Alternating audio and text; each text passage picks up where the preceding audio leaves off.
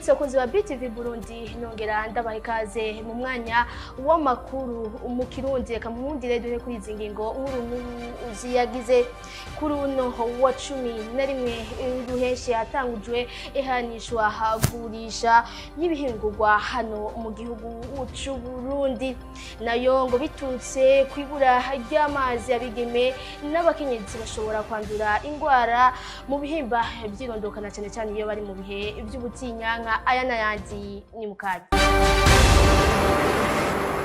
ndasubiye kubaha ikaze kuri uno wa 11 ruheshi hatangujwe ihanishwa gurisha ry'ibisanzwe bikorerwa hano mu gihugu c'u Burundi. Prosperi Bazombanza icegera c'umukuru w'igihugu c'u Burundi yari yateye iteka ivyo birori agahamagarira abarundi kugwiza umwimbu kugira haboneke ibishogwa bikwiye mu masoko. Jules Verne Nakimana kugwiza ibidandazwa vyiza vy'akanovera kandi bishobora guhiganwa n'ibindi bidandazwa ku masoko bizotuma Burundi bushika kwihangiro bwihaye gihugu cifasha muri 2040 gihugu giteye imbere mu mwaka 2060 nico cyari icivugo cihayanishwa ry'ibikorewe mu Burundi ryuguruwe ku mugaragaro kuri wa 11 ruheshi n'icegera c'umukuru w'igihugu Prosperi Bazombanza aho yaboneye akaryo ko guhamagarira abarundi kugwiza umwimbu ko ata gihugu na kimwe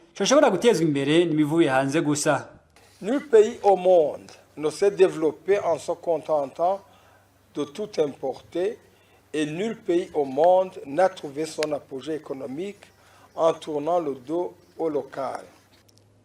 Nta gihugu na kimwe kw'isi catejwe imbere n'ibyo gikura hanze gusa kandi byongeye nta gihugu na kimwe kw'isi cateye imbere cirengagije ibihingurirwa muri cyo. Gutera imbere kw'igihugu bigaragarira mu ncabwenge z'igihugu bikorera imigambi yabo yo kwiteza imbere mu byo bihingurira. Une amélioration de la qualité et de la compétitivité des produits transformés en vue de satisfaire le marché local et répondre aux besoins de la sous-région, continent africain et d'un peu partout dans le monde. Prosperi Bazombanza aratera akamu kandi abafise amahinguriro gwakazi cyane ugwaruka kugira bakoresha ubumenyi bakuye mu mashure. Rino hayanishwa gurisha rizofasha ugwaruka gushira mu ngiro ubumenyi bahejeje kurahura. Hama umwimbu uva mu mahinguriro wiyongere. Gutyo turonke ivyo dushora hanze. Ivyo birori kaza vyatewe iteka n'abanyacubahiro batandukanye. Akavuga nk'umushikiranganje mu vyajejwe harimo ubudandaji amahinguriro n'ingenzi umushikiranganje mu vyajejwe harimo ugwaruka abashitsi bavuye mu gihugu ca Centrafrique urongoye ikigo CFCIB n'abandi.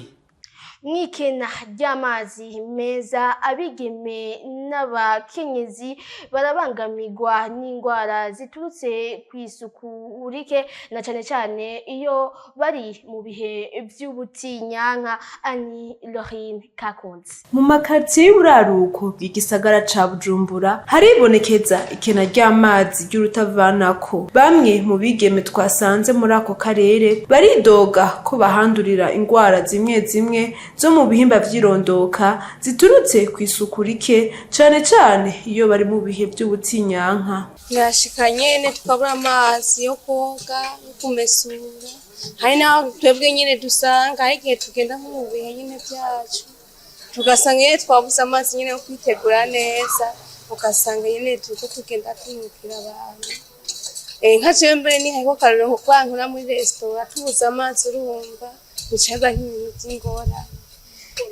Kiretse nk'ivyo tubuze amazi yo kumesura nyine impuzu nyene turashobora kwiteza nk'ama infection nyene bivanye ku bushafu twatutambise impuzu. Kashobora nk'itwarete tuyihuriyemo turi benshi tudafise amazi tuze turasukamo bica bidutera nk'ingwara kandi turetse n'itwarete ugahura uriko uca ku bantu ukanakaranuka kumbe n'ikibazo c'amazi yabuze amazi yoga. Uri umwana w'umukobwa uraye utoze honyene nawe urabizi ukuntu uvyo kumeza amazi amazi ni ingorane. Abo bigeme barasaba ko leta yobaronsa amazi akwiye muri ako gace kugira bikunde ko bikingira amagara yabo. Kuri ico twosaba leta nuko nyene yasiraraba ingene turubikira amazi dufasha ngira natwe turonka ingene tuza nyene turitungiye neza nk'Rwanda.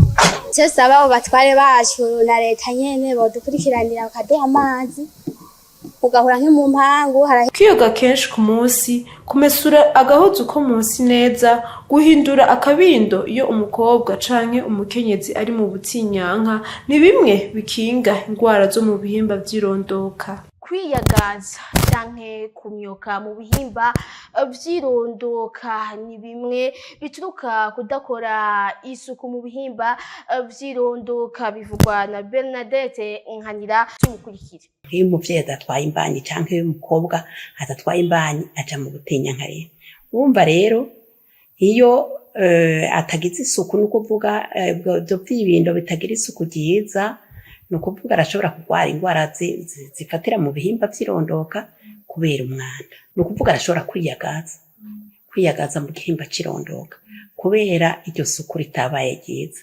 akiyagaza inyuma ku bihimba vy'inyuma, akiyagaza agatonagurika. Ivyo birababaza, yego birababaza cane. Kandi urumva canke akamyoka umubiri ukamyoka ukabuba kubera atahinduye ningoga yego. Hanyuma iyo ubitinyanka buriko burahera kajya kibindo kaguma kazunguruka nako nyene kava imbere inyuma, muraze ko atari heza, hashobora kuzana umwanda mukuru kubusanzwe atagiye arigirira isuku, nabwo bukanduza indwara zitwa trichomonas, zari kuba intestinalis zikaca ziba vaginalis, zica ziba mu bihimba vy'irondoka vy'umukenyezi. Umukenyezi yibungenze rero ntabakija mu butinyanka buba bwahagaze, ariko nawe nyene arashobora kurwara indwara yatagize isuku neza.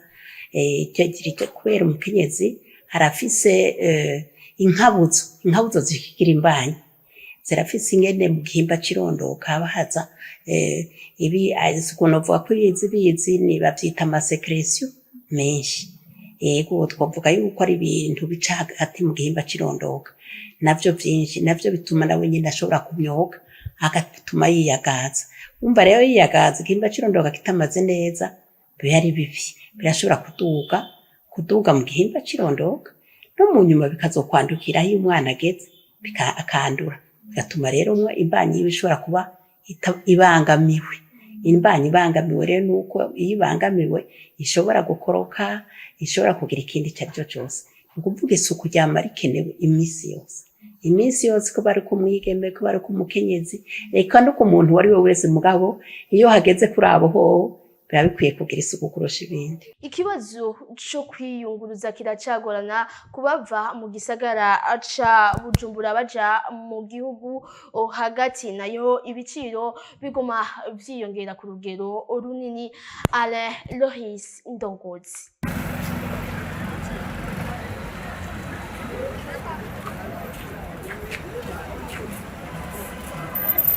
Imisi irahera ariko imyidogo ikaguma ari yayindi, eka mbere ikaniyongera kubera igihugu biyunguruza bava mu gisagara ca Bujumbura baja mu gihugu hagati. Ku isoko ya Kotebu ahari ibituro vy'amamodoka aduga mu gihugu hagati, aho twagendeye mu gitondo cyo kuri uyu wa kabiri igenekerezo rya 11 ruheshi, twashoboye kwibonera uko ibiciro byo kwiyunguruza vyaduze. Muri rusange twasanze nyene ingendeshwa ari wafise ububasha bwo gushinga igiciro yungururiza ko abantu bivanye n'imodoka zabonetse ku gituro, bivanye kandi n'igitigiri cy'abantu bipfuza kwiyunguruza. Kuri uyu munsi wa kabiri vyaboneka ko ingendeshwa zitari nke zari zaronse igitoro kandi n'abiyunguruza ntibari benshi, aho rero ibiciro vyasa n'ivyasubiye hasi gato. Abiyunguruza baja mu ntara ya Gitega bariko barihishwa amafaranga ari hagati y'20,000 n'25,000, aho ni mu gihe iyo imodoka zitabonetse ku bwinshi canke mu misi isozera iyinga. Aho abiyunguruza baba babaye benshi, amafaranga arihishwa abaja mu ntara ya Gitega ashobora kuba hagati y'50,000 n'60,000. Ibukeye hategezwa kurihishwa amafaranga 5,500 twasanze hariko harihishwa amafaranga ari hagati y'ibihumbi 10 n'ibihumbi 12. Abiyunguruza bakaba batwiganiye ko hari igihe barihishwa ayashika ibihumbi 25. Kuja mu ntara ya Ngozi hari hagati y'amafaranga 20,000 n'ibihumbi 25. Naho mu ntara ya Kayanza yari amafaranga ibihumbi 20. Abaja mu ntara ya Cibitoki nabo bariko barihishwa amafaranga ari hagati y'ibihumbi 10 n'ibihumbi 15. Umwe gihugu twabajije yatwiganiye ko uwiyunguruza uwufise iyaje hihuta kandi yahiteguriye kuko ibiciro byo kwiyunguruza bihinduka ku munsi. Aho rero biragaragara ko umwene gihugu ari wagwa mu mporero kuko naho igitoro kibura iyo kibonetse abafise ingendeshwa bose bakironswa ku giciro cashinzwe na leta. Ibitoca bituma bikika mu kiza mu kuduza ibiciro ku rugero nk'ubwo bwose. est grave, lourde. Inyuma y'amatora y'abashinga amateka bumwe bwa Buraya aho mu gihugu c'Ubufaransa yatsinzwe n'umugambwe udahuje ivyiyumviro n'umukuru w'igihugu c'Ubufaransa. Emmanuel Macron yafashe ingingo yihuta ku munsi w'Imana wo gutegura amatora y'abashinga amateka b'igihugu c'Ubufaransa vyihuse.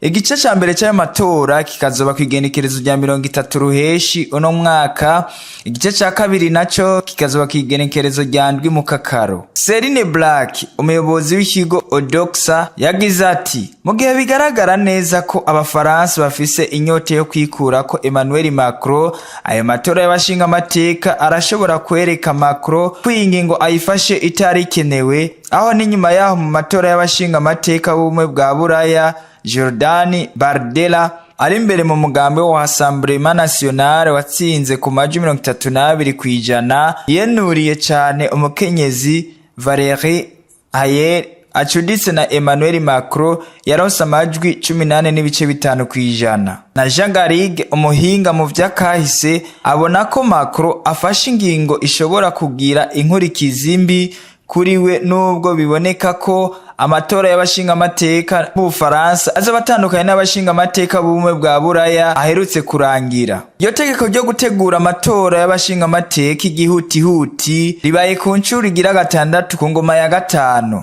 n'incuro igira 8 mu myaka 100 iheze. Abakuru b'ibihugu General de Gaulle na François Mitterrand bakoresheje iryo tegeko umwe wese incuro 2 kandi aho hose amatora yatsindwa n'abashigikiye umukuru w'igihugu. Ariko mu mwaka w'igihumbi 1997 amatora y'abashinga amateka yateguwe igihutihuti n'umukuru w'igihugu w'ico gihe Jacques Chirac yarangiye atsinzwe n'abatavuga rumwe nawe.